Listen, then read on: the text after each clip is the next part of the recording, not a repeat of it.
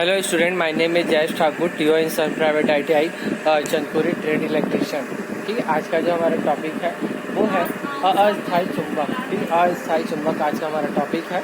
और हम ये देखते हैं कि अस्थायी चुंबक बनाने के लिए क्या क्या क्षेत्र किए जाते हैं और अस्थायी चुंबक कई विधि से बनाते हैं, बट अस्थायी चुंबक किसे कहते हैं हम कहते हैं। ठीक है, हम देखते हैं कि जिन चुंबक को चुंबकीय क्षेत्र पर रखने पर चुंबकीय गुण हो जाते हैं या हटाने पर चुंबकीय गुण समाप्त हो जाता है, अस्थायी चुंबक कहलाता है। जैसे कि अगर हम उसमें चुंबक रख रहे हैं और चुंबक के पास उसमें ले जा रहे हैं तो वो चुंबक बन रहा है, और जैसे ही चुंबक को हटा रहे हैं तो उसमें चुंबकीय गुण हट जा रहा है। ठीक है, तो उसे ही क्या कहते हैं, अस्थायी चुंबक या विद्युत चुंबक कहते हैं। क्या कहते हैं, अस्थायी चुंबक या विद्युत चुंबक हम यहाँ पर कहते हैं। ठीक है ना, कहते हैं अस्थायी चुंबक बनाने के लिए उसमें नर्म लोहा, सिलिकॉन लोहा, मिश्रित धातु आदि का प्रयोग करते हैं और इस लोहे की छड़ पर लपेटी गई कॉइल को विद्युत स्रोत से चित्रानुसार जोड़ा जाता है। जब लोहे में चुंबकीय भांति कार्य करने लगता है तो विद्युत चुंबक भी कहा जाता है। इसका प्रयोग विद्युत घंटी में किया जाता है। जैसे कि हम देख रहे हैं,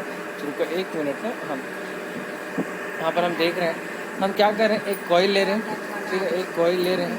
एक कॉइल लेने के बाद यहाँ पर देख रहे हैं, कॉइल ले रहे हैं, हमें कॉइल ले रहे हैं।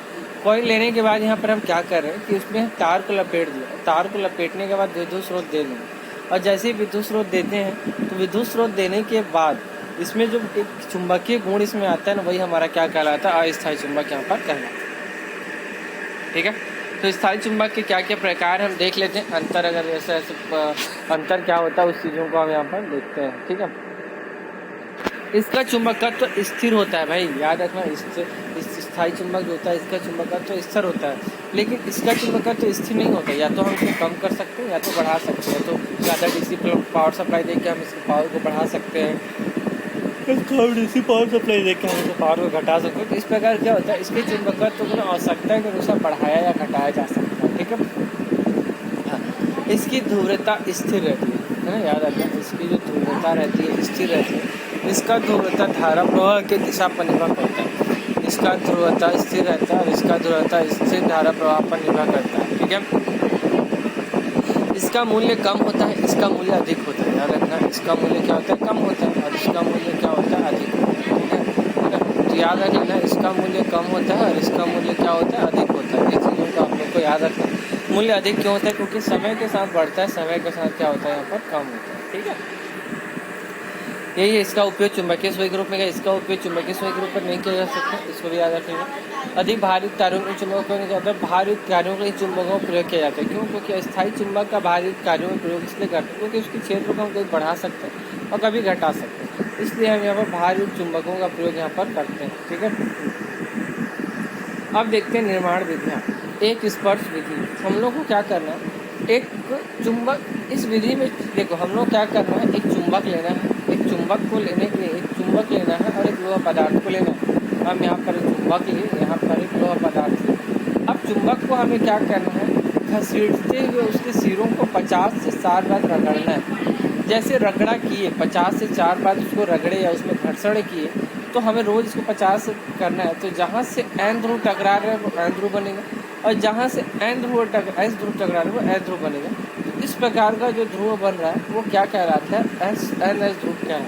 ठीक है, और हम क्या करते हैं, जो रगड़ने का जो प्रोसीजर हम देखते हैं वो एन से शुरू होता है भाई, है ना। एन से हम चीज़ों को रगड़ना शुरू करते हैं। जैसे हम एन से रगड़ते हैं, है ना, तो एन से रगड़ने के बाद यहाँ पर जो प्रभाव पड़ता है उसे एक स्पर्श विधि हम यहाँ पर एन, एक स्पर्श विधि हम यहाँ पर कहते हैं। दोहरी स्पर्श विधि क्या होता है, दोहरी स्पर्श विधि उसे कहते हैं। हम क्या करते हैं, पहले तो हम यहाँ पर क्या करते हैं कि एक स्टील का छड़ लेते हैं और स्टील के छड़ को लेते हैं। जैसे हम यहाँ पर स्टील का छड़ लिए, देख रहे हो यहाँ पर आप लोग, यहाँ पर हमने स्टील का छड़ लिया और स्टील के छड़ में बीच में एक लकड़ा डाल दी, बीच में लकड़ा डाल दी। डालने के बाद इस प्रकार इस पर डालें, इस प्रकार ऐसा डालें, और नीचे भी क्या करते हैं, हम यहाँ पर छड़ लगाते हैं। दोहरे छड़ विधि का मतलब ये होता है कि दोनों या ऊपर नीचे हम छड़ को लगाते हैं और नीचे भी छड़ को लगाते हैं। दोनों ऊपर और नीचे को हम छड़ को लगाते हैं, और छड़ लगाने के बाद हम क्या करते हैं, लोहे के टुकड़े को ना, क्या होता है, लोहे का जो मतलब स्टील को ले सकते हो, स्टील के टुकड़े में हम उसको दोनों मेटल जो दोनों दोनों हमारा ये है चुंबक है, उस दोनों चुंबक को हम यहाँ पर क्या करते हैं, रगड़ते हैं, रगड़ा करते हैं। इस प्रकार से क्या होता है, चित्रानुसार हमें रगड़ना पड़ता है, और जैसे जैसे हम इसे रगड़ते जाते हैं हमारा जो चुंबक का गुण है वो उसके अंदर आते जाते हैं। इस प्रकार हम चुंबक का बनाते हैं। अब आता है विभाजित स्पर्श विधि। ठीक है, वही है, इसमें भी सेम वही है। एक चुंबक लेते हैं, छड़ चुंबक लेते हैं, छड़ चुंबक ऊपर, छड़ चुंबक 4 लेते हैं और एक स्टील का लेते हैं, और उसी प्रक्रिया को 50 से 60 बार दोहराते हैं, है ना। छड़ चुंबक इधर, छड़ चुंबक इधर, छड़ चुंबक इधर, छड़, और 50-60 बार इस प्रक्रिया को हम क्या करते हैं, दर्शाते हैं। ठीक है, 50 से 60 बार हम इस प्रक्रिया को दर्शाएं, और 50-60 बार इस प्रक्रिया को दर्शाने के बाद हम देखते हैं कि ये जो चुंबक है इसमें क्या होता है, चुंबकत्व का गुण यहाँ पर आ जाता है। ठीक है,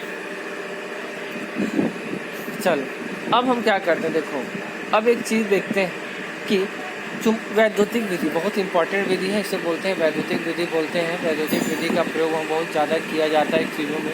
ठीक है, तो चुंबक बनाने के लिए उपयोग 3 विधियों द्वारा बनाए गए चुंबक शक्तिशाली नहीं होते हैं। हम जितना भी ऊपर अभी जो चुंबक देखे हैं वो शक्तिशाली नहीं होता है, वो शक्तिशाली इतना नहीं कि उसका काम कर सके, बट अतः शक्तिशाली चुंबक बनाने के लिए वैद्युतिक विधि अपनाई जाती है। इस विधि में चुंबक बनाई जाती है, स्टील के छड़ को चित्रण से कॉइल के बीच में रखा जाता है, कॉइल में विद्युत धारा प्रवाहित की जाती है, कुछ घंटों में स्टील से चुंबक हो जाती है। यदि स्टील के छड़ के स्थान कोई लोहे का छड़ पे हो तो इसमें चुंबकत्व अस्तित्व तभी रहता है जब तक इस कॉइल में विद्युत धारा प्रवाहित होती है। इस प्रकार निर्मित विद्युत चुंबक कहलाता है। हम ये देख रहे हैं कि हमारे पास एक कॉइल है, उस कॉइल को हम लोगों ने क्या किया, विद्युत चुंबक के द्वारा, विद्युत जो चुंबकीय क्षेत्र है उसके द्वारा हमने क्या कॉइल को रख दिया। कॉइल को रखने के बाद हम लोगों ने ये देखा कि इसके बीच में एक स्टील का छड़ को रख लिया, और स्टील का छड़ को रखने के बाद हम लोगों ने उसमें क्या किया, विद्युत धारा प्रवाहित किया, डीसी विद्युत धारा प्रवाहित किया, और उसमें क्या किया, कुछ घंटों बाद स्टील छड़ बन जाता है। लेकिन अगर लोहे का छड़ रखें तो उसमें चुंबकत्व तभी रहता है जब वो कॉइल विद्युत धारा प्रवाहित होती है ना। तो यानी ये नहीं सोचना है कि वो लोहे का डाल दिए तो हो गया, नहीं। अगर उसमें चुंबकत्व तो स्टील का हम रख रहे हैं तो वो परमानेंट बन सकता है, लेकिन लोहे का तभी स्टील बनेगा जब तक उसमें विद्युत धारा रहता है। क्लियर है। प्रेरण विधि द्वारा वही है कि क्या होता है, चुंबक बनाए जाते हैं, कॉइल के बीच रखने की आवश्यकता नहीं होती। इसमें अधिक लपेट वाली कॉइल के बीच में नर्म लोहे की छड़ रखी जाती है, इसका एक सिरा कॉइल के बाहर निकाला जाता है, उसी के ऊपर रख दी जाती है। इसका पोल चार्जर कहते हैं, पोल बनाते हैं। ठीक है, इस प्रकार का विधि भी कहते हैं। ठीक है, किसी भी आकृति का चुंबक बना सकते हैं पोल विधि द्वारा। अब आता है चुंबकीय, लौह चुंबकीय। वही होता है कि लौह चुंबकीय पदार्थ किसे कहते हैं कि अगर चुंबकीय क्षेत्र को किसी पदार्थ को चुंबकीय क्षेत्र में रखा जाए, ठीक है, किसी भी पदार्थ को चुंबकीय क्षेत्र में, ठीक है, किसी भी पदार्थ को चुंबकीय क्षेत्र में रखा जाए, याद रखना, किसी भी चुंबकीय पदार्थ में रखने पर, है ना, तो चिपक जाए चुंबक। इस पदार्थ की चुंबकशीलता इकाई से अधिक होती है, एक इकाई से अधिक, जैसे लोहा, इस्पात, निकल, कोबाल्ट, इसलिए चुंबकीय पदार्थ। अचुंबकीय पदार्थ क्या हो जाता है, सेम टू सेम वही है कि क्या होता है कि जिसको प्रबल चुंबकीय क्षेत्र रखने पर भी इसमें कोई प्रभाव नहीं पड़ता, उसे अचुंबकीय पदार्थ कहते हैं। ठीक है, जैसे अल्मोनियम, मैग्नीज, प्लेटिनम, ये अचुंबकीय पदार्थ होते हैं। इन्हें क्या करना पड़ता है कि अगर हम चुंबकीय पदार्थ में भी रख दें तो इनमें कोई प्रभाव नहीं पड़ता।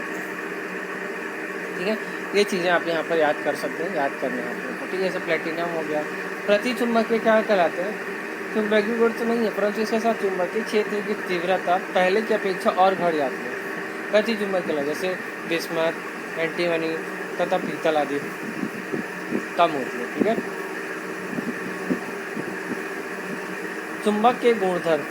अब हम कहते हैं कि हमारे पास जो चुंबक होता है वो क्या करता है, उसमें आकर्षण का गुण होता है, प्रतिकर्षण का गुण होता है, और क्या होता है कि एक दूसरे को बहुत से उसमें गुण विद्यमान होते हैं। उस गुण को हम यहाँ पर देखेंगे कि चुंबक के अंदर कौन कौन से गुण यहाँ पर विद्यमान होते हैं।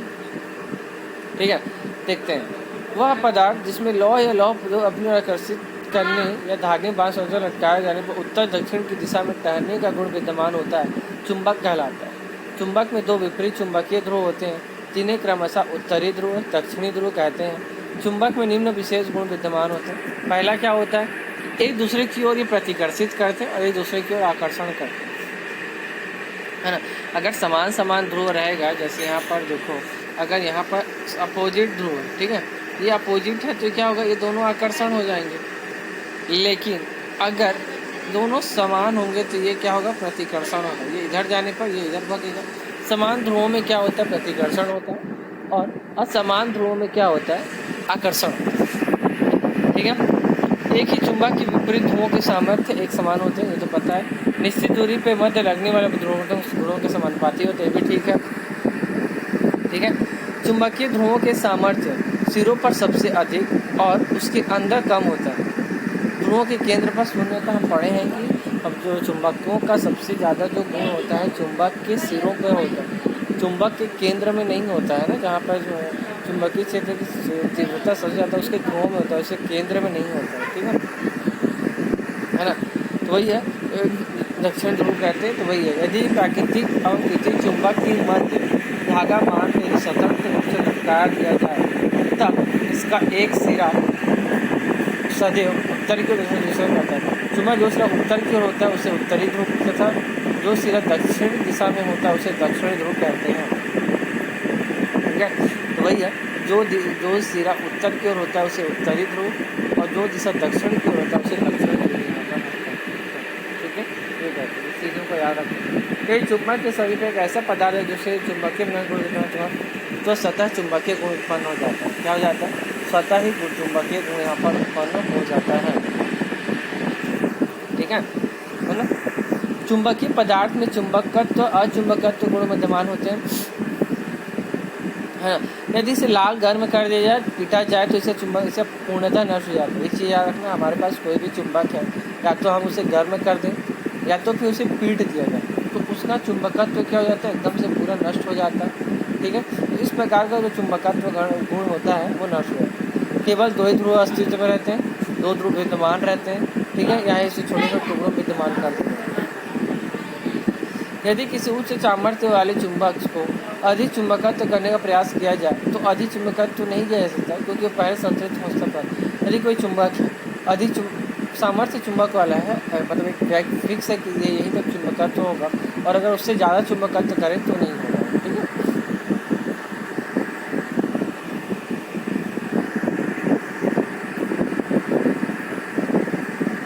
विद्युत चुंबकत्व का यहाँ पर एक सिद्धांत देखते हैं। विद्युत धारा के विभिन्न प्रभाव ज्ञात करते हैं, रासायनिक, ऊष्मीय और चुंबकीय प्रभाव आदि।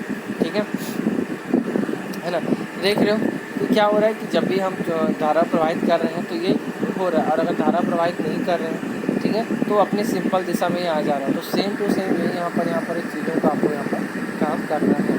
ठीक है, विद्युत चुंबकत्व संबंधी आप बहुत चीज़ें हैं यहाँ पर, इसको हम लोग कल पढ़ेंगे, बट अभी एक बार और इसको देख लेते हैं जो इम्पोर्टेंट पॉइंट है।